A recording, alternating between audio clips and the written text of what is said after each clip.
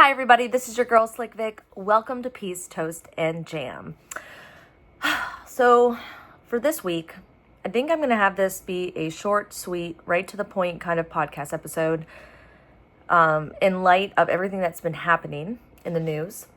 And I'm not going to go into detail, but I'm sure if you guys are watching this on September 11th, 2025, you know that today is a sad day of remembering the events that happened on September 11th many years ago, and also the event that happened yesterday with the assassination of a certain individual who had strong views and belief systems, and also the many events that keep happening in regards to individuals being attacked, whether it be in school systems where there's school shootings or actions on buses. I'm sure you're all understanding and tracking what I am talking about. And although we don't get political here on my podcast, or even with my Patreon members, because I put out a message today to them as well, I think there's something that can be said all around for all these events that are happening, which is we have to, and I say we have to because we really do, we need to really start getting a hold of our emotions as humans. I mean, why do we do anything? Well, of course, it all starts with a thought, but that thought is triggered or sparked or evoked by either another thought of another person, of a thought that just pops into our head, an experience that happens, maybe a feeling that just pops up. And then, of course, other thoughts will come together with that thought. Then we start to create a belief system. A belief in what we believe to be true, what we believe to be right or wrong, what we believe to be awesome or horrible, you name it. And we start to then combine that with the thoughts and belief systems of those around us. And we validate that, we confirm it, we debate on it, we then start to gravitate towards the thoughts and the beliefs and the feelings in which we can associate with in our own life, what makes sense to us, what makes sense to the thoughts that have been accumulating over time. And thus, this is how humans start to connect.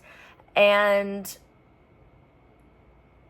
unfortunately, how a lot of humans will take action in a way that is harmful. And so, in my own belief system, and of course this is coming from mine, I believe that if we were to start to really focus on our emotions and focus on having cool, calm, collected minds, implementing systems of regulation as, mandated systems, then although I don't believe it's going to cure everything or solve the world's biggest problems, we got to start somewhere. And although I do feel that we are doing this, and there are many organizations and communities and frankly probably cities and countries that are really trying to implement this and almost mandate it in a way, the truth is it's almost impossible to have everyone be on board all the time because of the way in which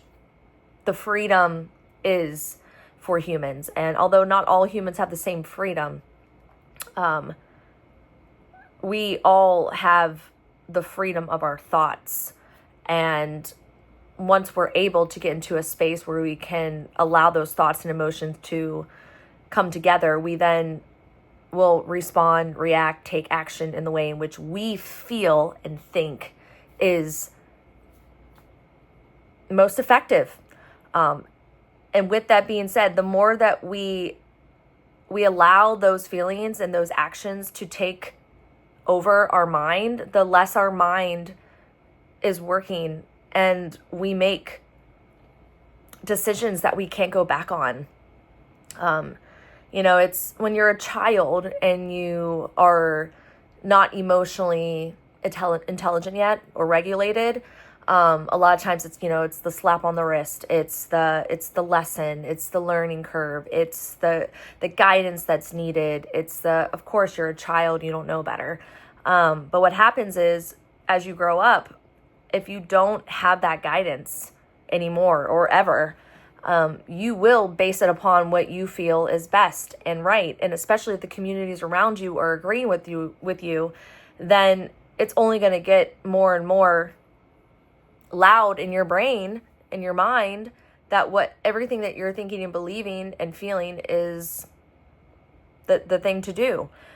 Obviously, there's another component to this, which is mental health. And for those that do struggle with that, that is something in which we're all struggling with in some way. I don't believe that anyone in this world has ever not had some sort of mental health moment. And when I say that, it's not that I'm saying everybody is diagnosable to be a something, but we all have low moments, and we all have high moments, and we all have questioning moments, and we all have curious moments, maybe doubtful moments, and it's part of the human experience. And although that can be incredible and amazing, and we can evolve and grow and experience life in such a beautiful way, if we don't have the right base and foundation, then that can get out of control. And it doesn't matter if you are diagnosed with something or not. We are all susceptible to our own brain and mind and emotions that flare up. And so, going back to what I said at the beginning, I believe this is why more than ever, because we are such social creatures and we have been really just diving into the social media world lately and sharing everything, I believe the more knowledge we can put out there about being emotionally regulated and stable and doing check-ins with ourselves and learning how to process emotions in a healthy way so that we can function better, not only for society's sake, but for our own sake, so that we can grab a hold of our mind and be able to be in the driver's seat again. Then before, if we don't do this, then the end is nearer than I think a lot of us really know.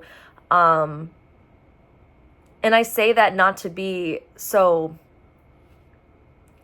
like doom and gloom, but what I'm trying to say is that we are in a funky spot here right now in the world where I feel like we're coming up against a bigger battle and war that a lot of people really realize. And really, it all starts here and here.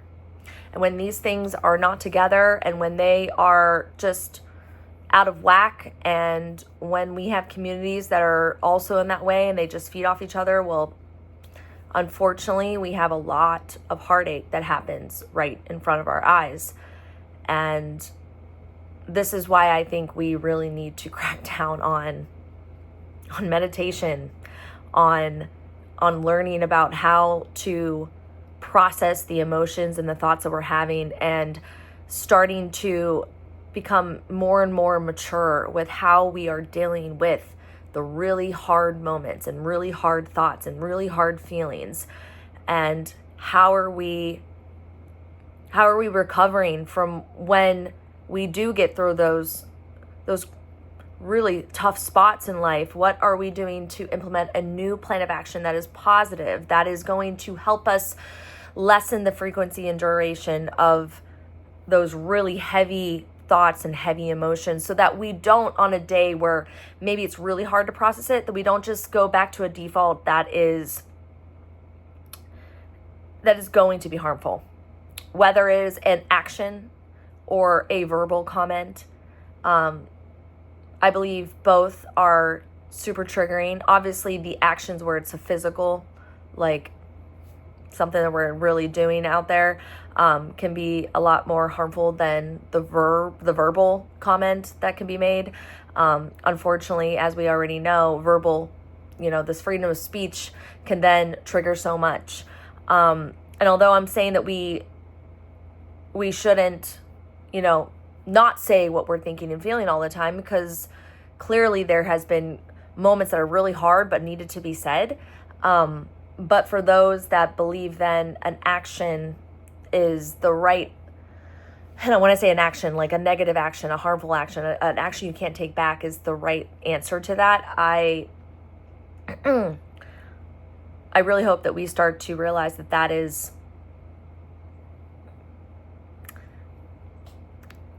you already know, we just don't need to do that. So with all that being said, I know this is a heavier podcast episode, and I know I'm usually light and airy and fun and spunky, but without talking about these kind of things once in a while when they're happening, I feel like that's when we really don't appreciate all the good that is in the world, and we can't see the world in a all-encompassing way unless we talk about everything that is happening. So take this day, if you will, to meditate on the things in which you truly believe you have done better at in life, whether it be the way that you speak about yourself or others, the way that you see the world, the way that you process emotions. Maybe it's the actions that you take when you're in a really hard spot, when you feel really low, when you feel really angry. And if you really can't think of anything that you're doing that's beneficial or better, perhaps start to meditate on some things in which you feel you could start implementing that could possibly be a more helpful way to process these emotions and these thoughts. And just kind of sit with it. There's no need to take action right now. I believe this should be a day where we reflect on how we can personally do better in our personal world, because the only way that we can change the world is by changing ourselves in a positive way, so that it can have a ripple effect, so that it can help other people experience a world that is